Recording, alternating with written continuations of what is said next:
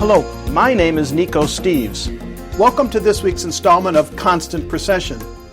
I'd like to thank you for your listening to these weekly Constant Procession podcasts, and also for purchasing plus spreading the word about my book, The Very Fine Light, which is available on Amazon.com. Oh, one other thing. For those of you currently reading my book, please, when you finish it, do go to the book's Amazon.com page and rate it.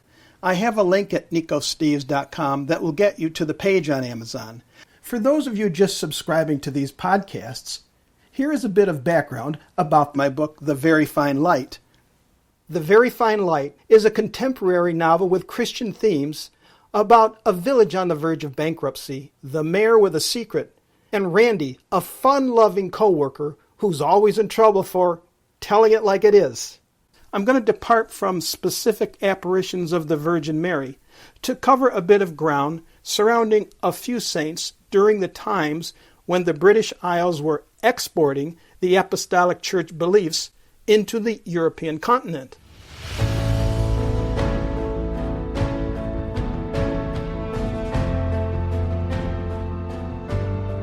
Here are the second and third people from the family that during the 700s had 6 members who became saints, all doing the work of God at the same time, but in different and amazing ways. I told you the story of their first relative. That was St Boniface, who after his death was called Apostle to the Germans. In this podcast, we now introduce his sister, also a noble, St Wuna, and her husband, Saint Richard. Now, while European history typically covers land conquests through humanity fighting against itself in order for one so-called lord to execute their dominance over another, this family chose the course of action with what God, the Lord of all, requests from each one of us. That is, to follow the ways of the cross. And this was the way their family chose.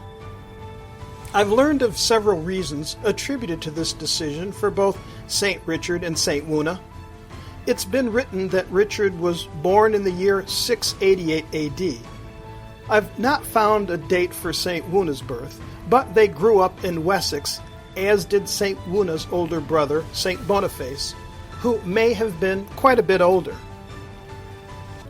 St. Wuna and St. Richard started their family at the turn of that century, around the year 700. That was a time in the world when all the churches were one, before any of the splits into the various denominations. It appears that St. Wuna and her husband, better known as St. Richard the Pilgrim, or also Richard of Wessex, had at least 4 children, and 3 of these make up the 4th, the 5th, and the 6th saint from their family. The eldest son, St. Wynebald, and younger brother, St. Willibald, and the final saint was their younger sister, St Valpurga, who was born in 710. It seems clear to me that the way this couple lived their lives was deeply spiritual in their concerns for Christ and how to approach everyday life. From my understanding, Richard is known to have been at least a chieftain or a prince in the area of his birth. It's also said that the area he inherited was removed from him due to uprisings by peers in the Anglo-Saxon areas surrounding his estate. Others believed that his devotion to God made him renounce his royal estate. This seems consistent when considering St. Richard and St. Wuna's religious outlooks and the result of what happened with the way they raised their children to be saints. Now, one thing's for sure. One of the reasons for their continuing religious faithfulness of both St. Wuna and St. Richard is based on a difficult time during the early years of son Willibald.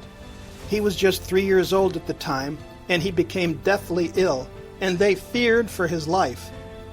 They took the child to a crossroads that was sort of like a public square where people had erected a large cross. St. Richard placed the dying child at the base of the cross, and they prayed and prayed. A miracle occurred. St. Willibald's strength grew, and he was able to fully recover.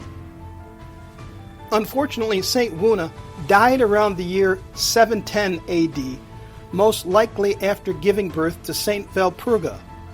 St. Wuna's life had indeed been one that provided humanity a new generation of men and women to look up to. Her short life earned her the recognition of sainthood, and she continues to be an inspiration.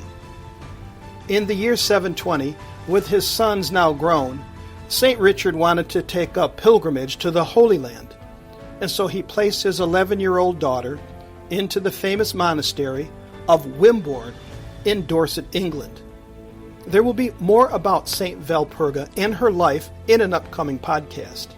So the next year, St. Richard the Pilgrim set out towards the Holy Land, bringing along with him his sons St. Wynbald and St. Willibald. They spent time in France at a number of sacred sites as they traveled, especially so in the town of Rouen.